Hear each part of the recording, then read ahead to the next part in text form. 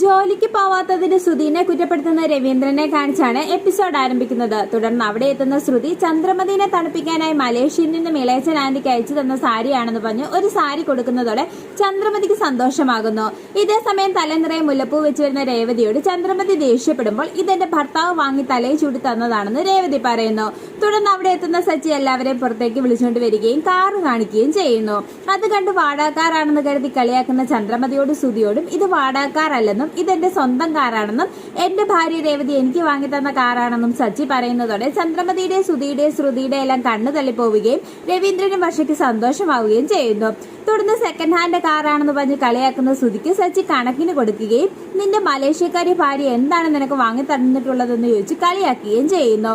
ഇത് കേട്ട് ചന്ദ്രമതി ശ്രുതിനെ രൂക്ഷമായി നോക്കുന്നു.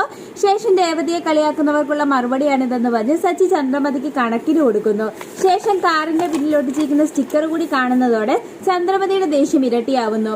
പിന്നീട് മുറിയിലെത്തുന്ന ചന്ദ്രമതി രേവതി അവളുടെ ഭർത്താവിന് വേണ്ടി ചെയ്യുന്നതൊക്കെ നീ കണ്ടില്ലെന്നും നീ നിന്റെ ഭർത്താവിന് വേണ്ടി എന്താണ് ചെയ്തതെന്ന് ചോദിച്ച് ശ്രുതിയോട് ദേഷ്യപ്പെടുന്നു. തുടർന്ന് ശ്രുതിനെ പോലെ ഒരു ഭർത്താവിനെ കിട്ടാൻ പുണ്യം ചെയ്യണമെന്നും നീ ശ്രുതിനെ ബിസിനസ് തുടങ്ങാൻ സഹായിക്കണമെന്നും നീ ഇപ്പോൾ തന്നെ നിന്റെ അച്ഛനെ വിളിക്കാനും പറയുന്നു. തുടർന്ന് മടി കാണിക്കുന്ന ശ്രുതിയോട് നിന്റെ അങ്കിളിനെ വിളിക്കാൻ ചന്ദ്രമതി പറയുന്നു. തുടർന്ന് ഞാൻ വിളിച്ച് സംസാരിച്ചോളാമെന്നും ശ്രുതിനെ സഹായിക്കാൻ പറയാമെന്നും ശ്രുതി പറയുന്നു. അതോടെ ശ്രുതിയുടെ ടെൻഷൻ കൂടുന്നു. പിന്നീട് രേവതിയുടെ അടുത്തെത്തുന്ന ശ്രുതി കാറ് വാങ്ങിയത് എങ്ങനെയാണെന്ന് രേവതിയോട് ചോദിക്കുന്നു.